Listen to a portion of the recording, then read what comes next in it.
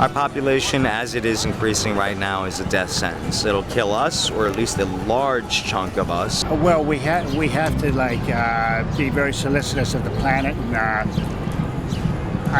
try not to overpopulate. I know there are limited resources, especially things like water. I'm afraid my children are going to be fighting over water.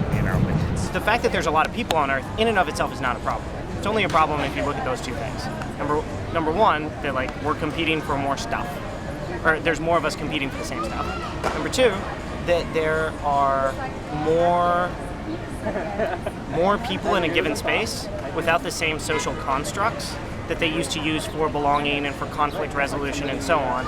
And our pace of urbanization and densification is outpacing our ability to socially fix that problem. Well, it's definitely a burden on farmers and anybody growing food. And then environmentally, over-consumerism, in my opinion, which only adds to the 7 billion people's worth of stuff. It puts, I guess, urgency to things, So in a way, it makes us focus on having these conversations that we're having now, because the population is growing. It's making you feel crowded, like, okay, what's going on?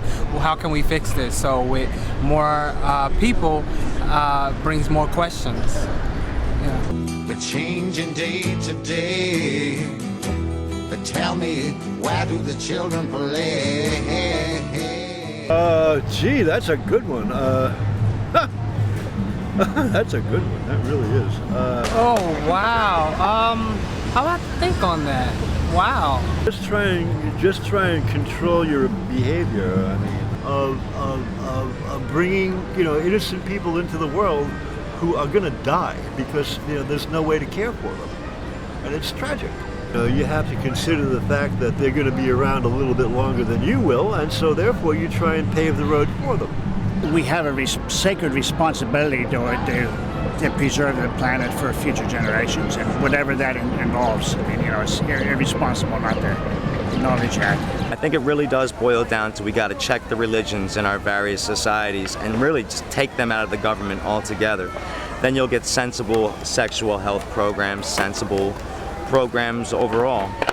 But until then, we're going to have some real trouble.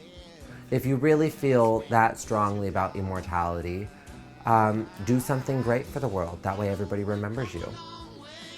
Family planning is important, but a lot of people don't think of that in the heat of the moment. That's right. So education is always important. I know we've come a long way. We're changing day to day. I would have to be more educated about it, before I give a clear answer. I don't want to speak out of ignorance. I strongly support vasectomies. Zero population growth, yeah. And we sort of followed that. We have 2 kids. This is our only Earth, so shouldn't we be concerned? And something that we can do that's very simple and very selfless is just give a little snip.